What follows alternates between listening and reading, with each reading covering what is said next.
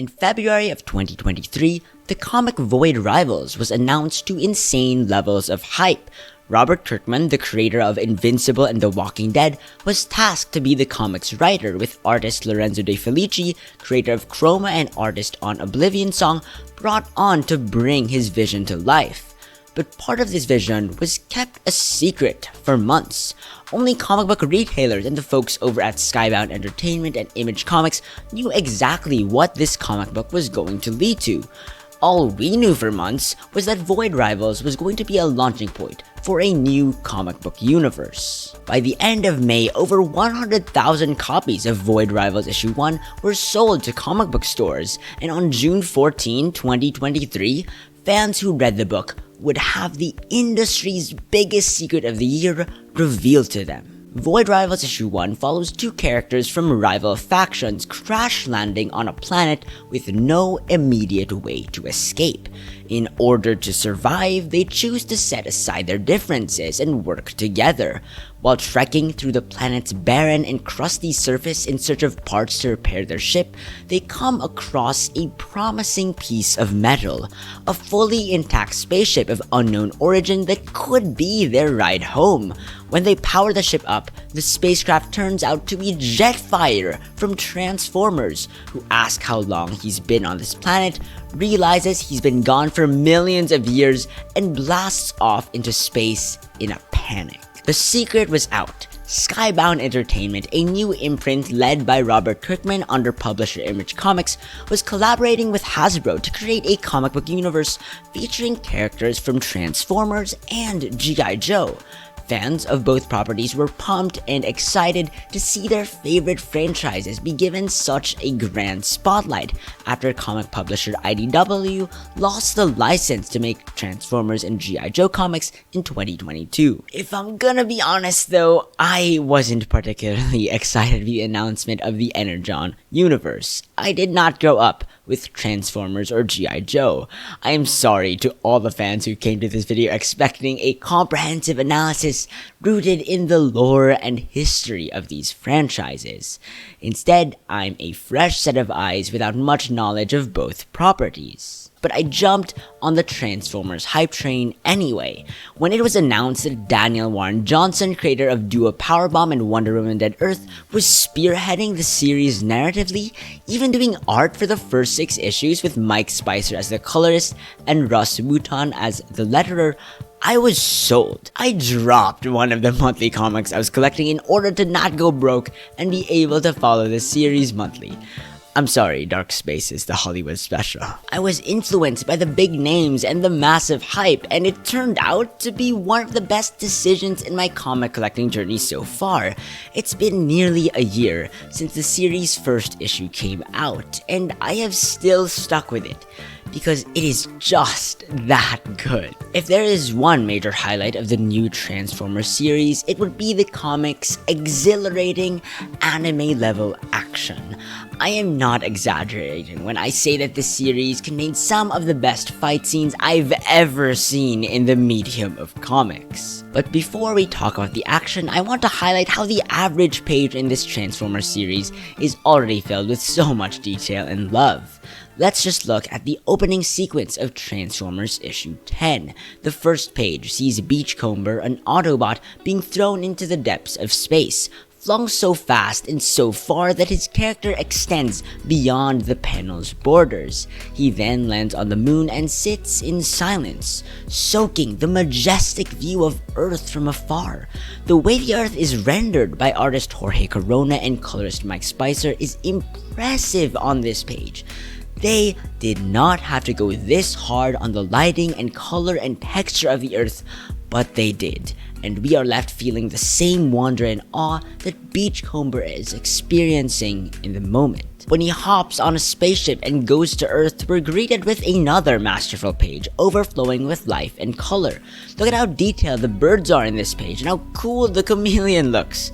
Contrasting the previous pages, which are set in the dark and barren void of space, with a sequence focusing on Earth's beauty, really highlights just how precious and wondrous the planet is, and how it's something worth protecting for Beachcomber, even though he is of alien origin. Over the course of 4 pages with barely any dialogue, not only are we able to see a character's backstory, but also feel the roller coaster of emotions he experiences throughout his journey. Even the art of an average conversation in the current Transformers comic is visually appealing and narratively effective. The second issue features this page where Cliffjumper meets Carly for the first time. Initially, the Autobot is scared of Carly because he's not used to looking at humans, and so he steps away and gets hit by a tree branch. I like how these 2 panels where he moves back and gets hit by a tree branch are small, showcasing that the scene takes place within a very short span of time. When Carly gives him a reality check and they both finally choose to shake hands, the background turns into a flat pink color, highlighting just how important this scene is to their relationship. It is the most important panel on the page, and the way it is framed and presented helps the reader see that. In the next page, there's also this really cool detail. Carly turns on an air compressor with a click in the first panel, and the sound of it whirring flows from the first panel to the fourth, showing that the sound was present throughout the entire page, and not just within the time span of 1 panel. This piece of onomatopoeia also just makes the page look exciting and cool on an aesthetic level. Now that we've talked about how insanely good the art is on an average page, we can finally talk about the comic's next level action. Right after the page where Carly turns on the air compressor, we see Starscream land on the grounds of an electrical plant with such incredible weight and force, vibrating what used to be straight lines and causing a shockwave that sends sand and individuals flying. The combination of the blank background, the overwhelming amount of speed lines, and the huge lettering really makes the scene so impactful and horrifying you can feel it. Starscream stomps on 2 police officers like they're insects, and you can almost hear the crunching of their bones against the pounding weight of metal. Later on in the issue, an exciting and immersive chase scene involving Starscream and a fighter jet ensues, and it all culminates in an incredibly wild moment where Starscream transforms from a jet into his Decepticon form in mid-air and sends the plane down to its doom with a single powerful slap. And when the 2 pilots eject themselves from the plane to survive, Starscream squishes one of them so fast and so hard that all we see left of him are his blood and guts. This whole sequence is thrilling, horrifying, and extremely dark.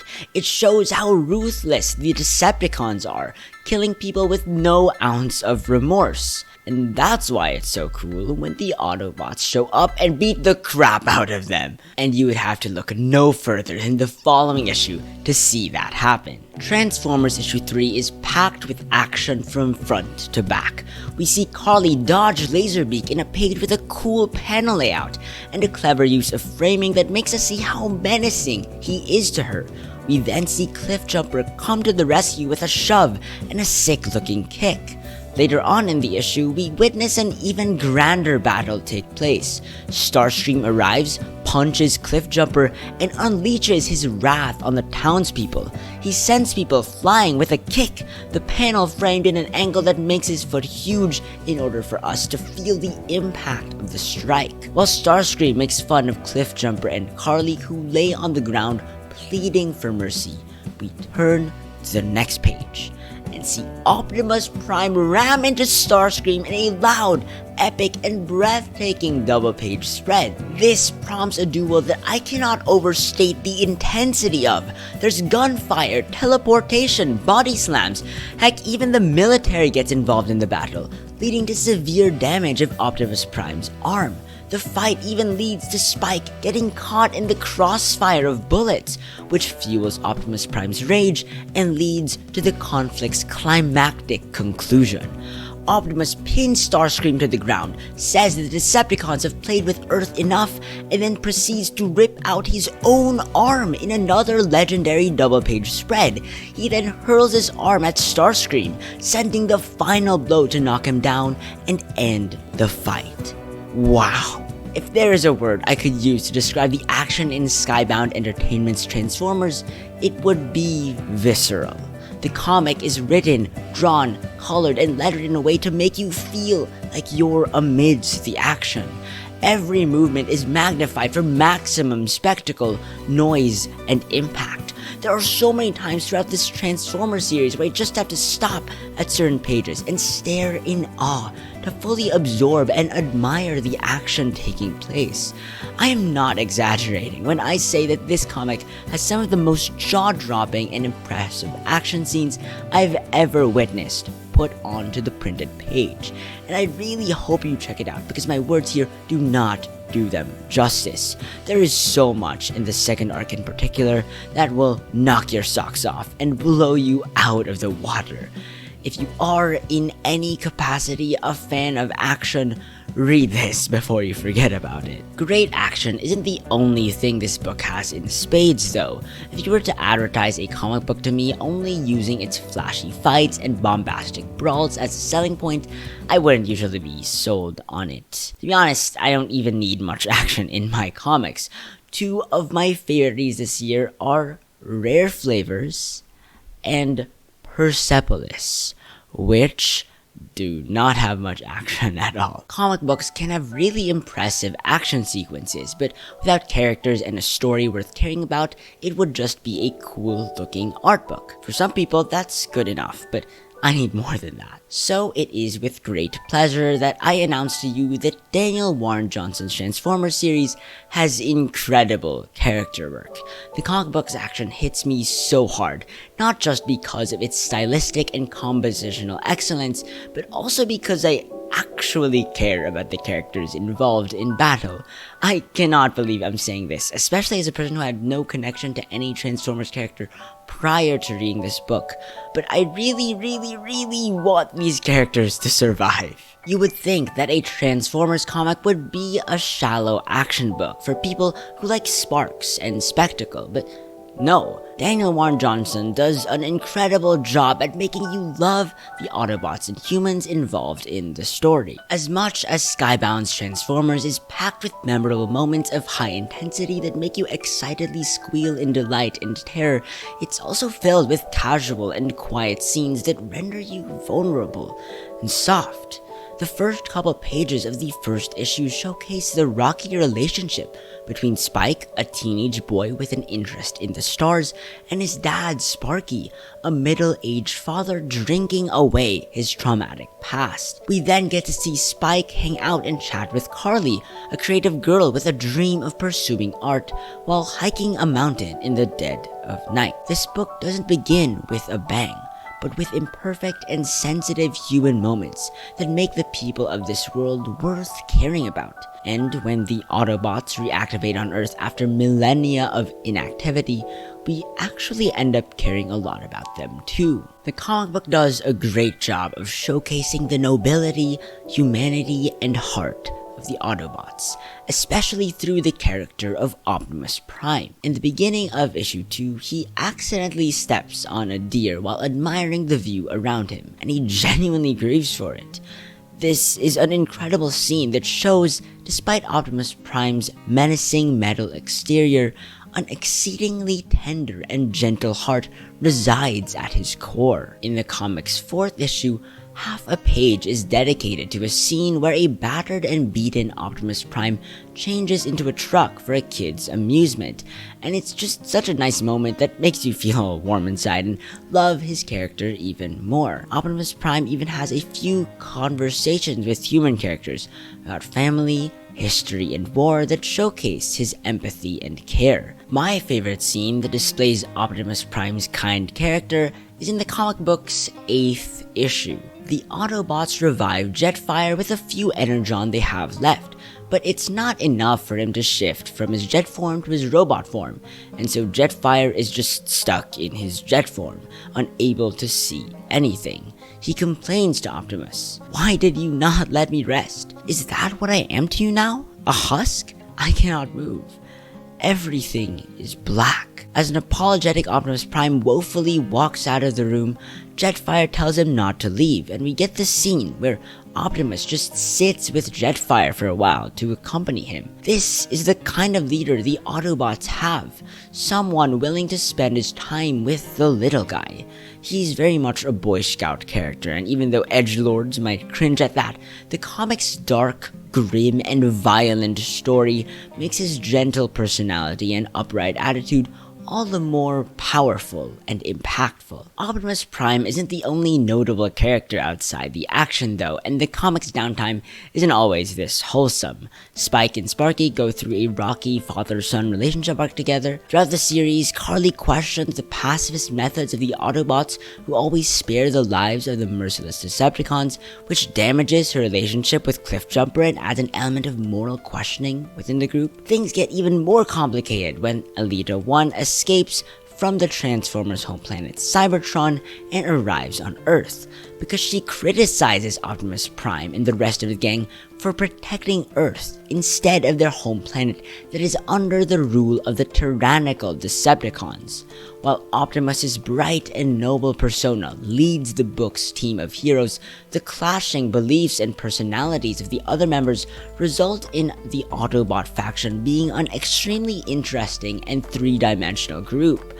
Despite their differences though, when they come together as one, you can't help but jump for joy and root for them, especially because of the incredible characterization of their enemies, the Decepticons. The book really shows the stark differences between how the Autobots and Decepticons operate. While the Autobots refuse to destroy human property for fuel, the Decepticons ravage towns, power plants, and each other to get the energon they need to power up.